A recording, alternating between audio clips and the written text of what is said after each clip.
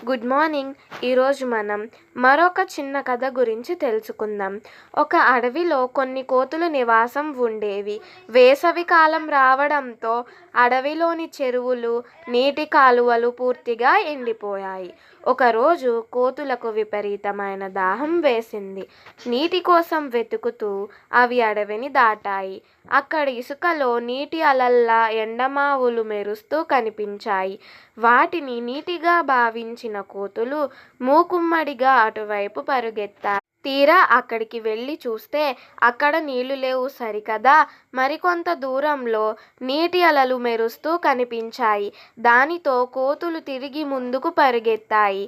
ఆ విధంగా కోతులు ఆ ఎండలో ఎండమావుల వెంట నీటి కోసం వెతుకుతూనే ఉన్నాయి.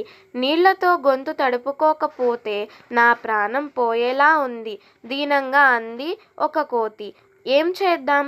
నీళ్లు కనబడుతున్నాయి కానీ చేతికి అందడం లేదు. ఇదేమి మాయో అంది మరొక కోతి. పొదలో ఒక కుందేలు నివాసం ఉంటుంది. ఆ కుందేలు జరిగినదంతా చూసింది.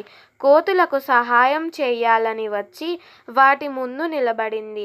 ఎండమావుల్లో ఎక్కడైనా నీరు ఉంటుందా? దగ్గరలో చెరువు ఒకటి ఉంది. అక్కడికి వెళ్ళి మీ దాహం తీర్చుకోండి అని చెప్పింది. ఇది విని కోతులకు చాలా కోపం వచ్చింది.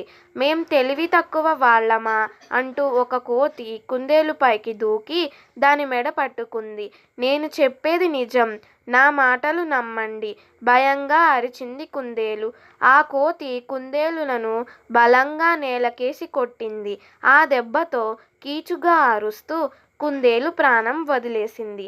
నీతి: మూర్ఖులకు హితవు చెబితే దాని పర్యవసానం ఇలాగే ఉంటుంది. Thank you.